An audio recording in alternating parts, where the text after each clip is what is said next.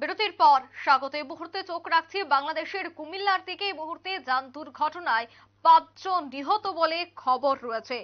জানা গেছে উপজেলার মোহাম্মদপুর ইউনিয়নের মহানন্দ এলাকায় রবিবার সকাল 10টার দিকে এই দুর্ঘটনাটি ঘটে। তাৎক্ষণিকভাবেই নিহতদের নাম পরিচয় পাওয়া যায়নি। স্থানীয়দের বরাত দিয়ে দাউদকান্দি থানার ওসি জানান যে দাউদকান্দি উপজেলা থেকে চাঁদপুর কচুয়া সড়কের মহানন্দ এলাকায় বেপরোয়া গতিতে আসা একটি কাভার্ড ভ্যান বিপরীত দিক থেকে আসা সিএনজি চালিত অটো রিকশাকে ধাক্কা দেয়। এতেই ঘটনাস্থলে 4 জন নিহত হয় এবং হাসপাতালে নিয়ে যাওয়ার পথে আরো একজনের মৃত্যু হয়। তিনি আরো জানান, এই ঘটনায় আশঙ্কাজনক অবস্থায় 2 জনকে উন্নত চিকিৎসার জন্য ঢাকায় প্রেরণ করা হয়।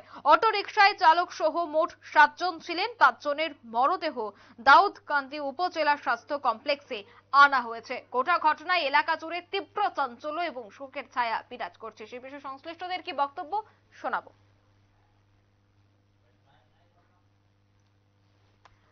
বাংলাদেশের কুমিল্লা জেলায় এই ঘটনা। কুমিল্লার দাউদকান্দিতে সিএনজি চালিত অটো রিকশায় কাভার্ড ভ্যানের ধাক্কায় 5 জন নিহত হয়েছে বলে খবর। আহত হয়েছেন আরো 2 জন।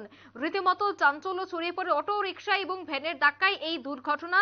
জানা গেছে যে মোট 7 জন ছিলেন, তার মধ্যেই 5 জন নিহত এবং 2 জন গুরুতর আহত অবস্থায় হাসপাতালে চিকিৎসাধীন। কুমিল্লায় অটো রিকশায় কাভার্ড ভ্যানের ধাক্কায় 5 জন নিহত হয়েছেন। তাদের পরিবার পরিজনকে এই মুহূর্তে খবর দেওয়া হয়েছে। পুরো এলাকা জুড়ে চাঞ্চল্য ছড়িয়ে পড়ে।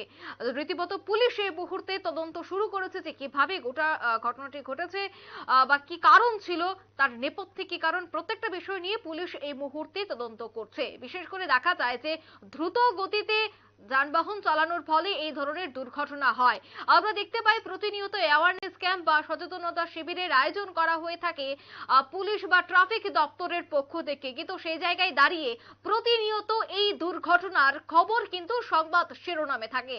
আজকেও দেখা গেছে বাংলাদেশের কুমিল্লা জেলায় দুটি গাড়ির মুখোমুখি সংঘর্ষে 5 জন নিহত হয়েছে এবং 2 জন গুরুতর আহত অবস্থায় হাসপাতালে চিকিৎসাধীন। নিয়ে নিচ্ছে ছোট্ট একটি বিজ্ঞাপন বিরতির সঙ্গে থাকুন।